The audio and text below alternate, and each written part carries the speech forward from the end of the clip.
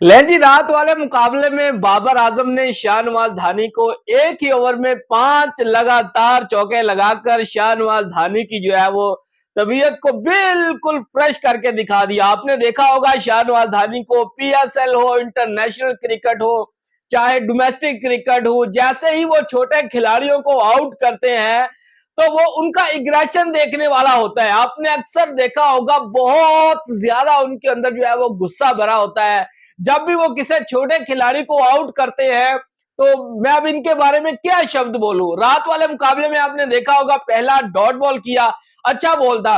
उसके बाद फिर क्या होता है, बाबर आजम लगातार 5 बॉलों पर 5 चौके लगाकर शाहनवाज धानी की ऐसी तबीयत को फ्रेश करते हैं कि शाहनवाज धानी को 15-20 ओवर के बाद फिर ओवर मिलता है। और सबसे पहले भैया क्लैपिंग होनी चाहिए मोहम्मद रिजवान की कैप्टनसी के लिए। मोहम्मद रिजवान अगर देखा जाए तो चैंपियंस ट्रॉफी 2025 के लिए पाकिस्तान के कैप्टन होंगे और हो सकता है कि इंग्लैंड के अगेंस्ट 3 टेस्ट मैचेस की सीरीज में भी मोहम्मद रिजवान को जो है वो कप्तानी सौंप दी जाए। आपने देखा होगा पाकिस्तान क्रिकेट के ऊपर जो है वो 1.5 साल से डाउनफॉल चल रहा है, कभी कप्तानी को लेकर, कभी खिलाड़ियों को लेकर।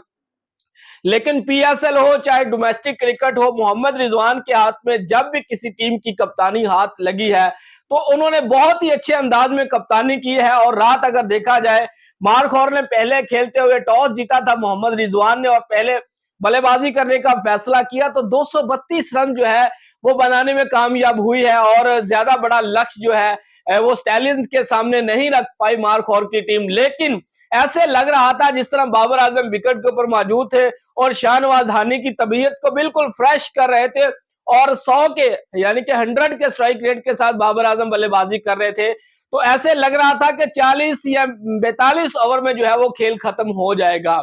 लेकिन फिर क्या होता है, जाहिद महमूद की एक वेरी पुअर डिलीवरी जो है वो उसके ऊपर जो है वो नसीम शाह के हाथों बाबर आजम जो है वो एक गलत शॉट खेलते हुए आउट हो जाते हैं। हालांकि छोटा बॉल था, बाबर आजम जिस तरह से विकेट के ऊपर सेटल हो चुके थे, बाबर आजम को फिनिश करके आना चाहिए था। लेकिन सबसे मजेदारी वाली बात यह है कि जैसे ही बाबर आजम ने 5 बॉलों पर 5 चौके लगाए तो पूरा फैसलाबाद का जो स्टेडियम है भैया वो बाबर आजम के नारों से गूंज उठा था। आपने देखा होगा कल वाले मुकाबले में, हालांकि कल जो है वो संडे भी था और बाबर आजम का मैच भी था और क्राउड जो था वो बिल्कुल खचाखच जो है वो स्टेडियम भरा हुआ था। ऐसे लग ही नहीं रहा था कि भैया ये जो कोई डोमेस्टिक मैच चल रहा है, ऐसे लग रहा था जैसे ये कोई आईसीसी का इवेंट है, पाकिस्तान और भारत की टीमें आपस में जो है वो खेलती हुई नजर आ रही हैं।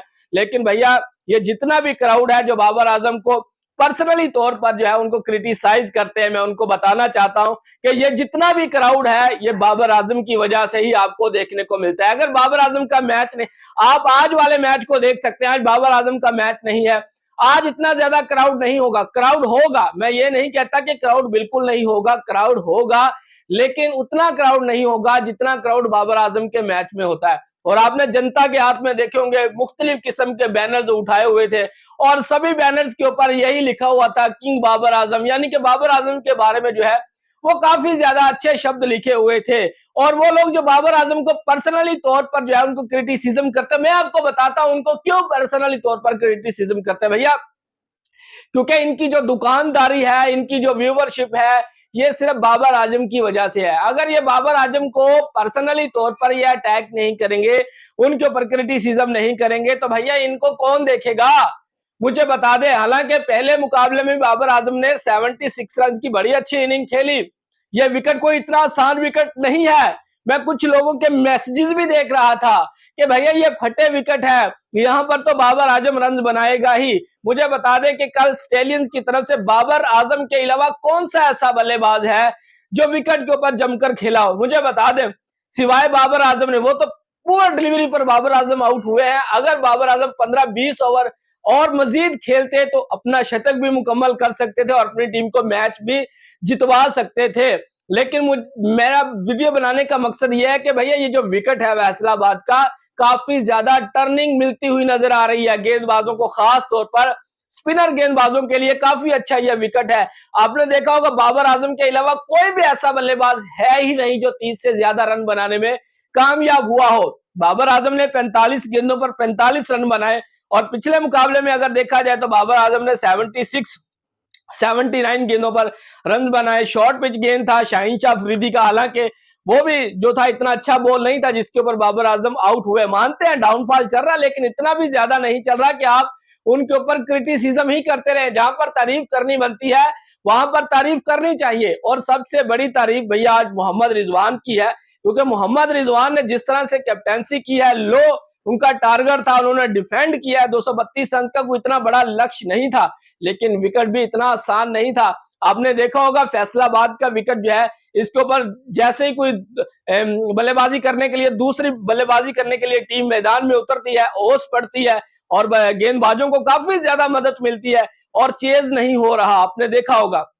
और जाहिद महमूद जिन्होंने 5 सफलता हासिल की है, अच्छी गेंदबाजी की है, लेकिन बाबर आजम को जिस बॉल पे उन्होंने आउट किया है वो इतनी अच्छी डिलीवरी नहीं थी। उसके बाद 4 अगर विकेटों की बात की जाए, जिनमें 2 टेल एंडर हैं और 3 बैट्समैन भी हैं, तो भैया उनके लिए भी क्लैपिंग होनी चाहिए। ब्रिलियंट गेंदबाजी की है। लेकिन सबसे मजेदारी वाली बात यह है कि मोहम्मद रिजवान जिस तरह से लीग्स के अंदर, डोमेस्टिक के अंदर जो है वो कैप्टनसी कर रहे हैं, मुझे लग रहा है कि चैंपियंस ट्रॉफी में मोहम्मद रिजवान जो है वो कैप्टन होंगे।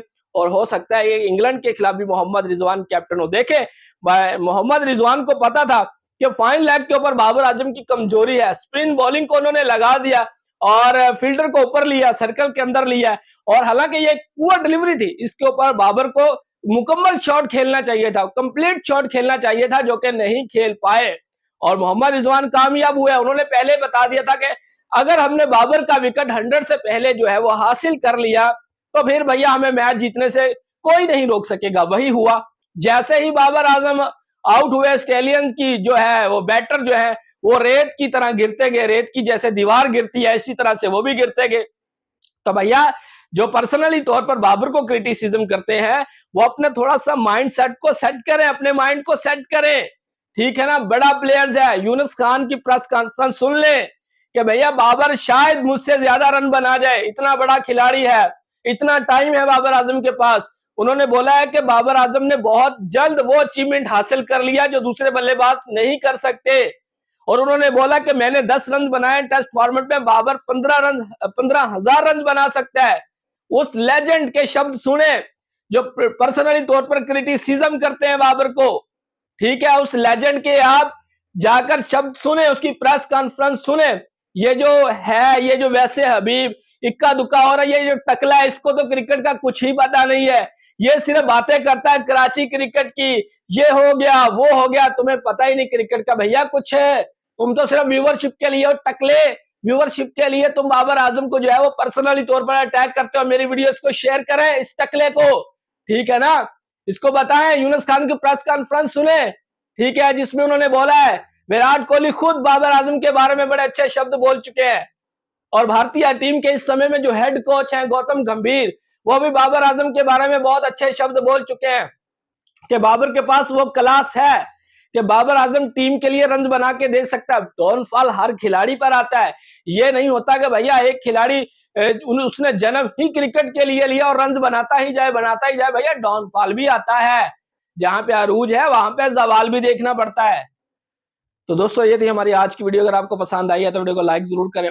अगर आप लोगों ने हमारे चैनल को सब्सक्राइब नहीं किया तो चैनल को जरूर सब्सक्राइब करें। नेक्स्ट वीडियो में आपसे फिर मिलेंगे, तब तक के लिए आप लोगों ने अपना रखना ख्याल और हमें देनी है इजाजत। Good bye.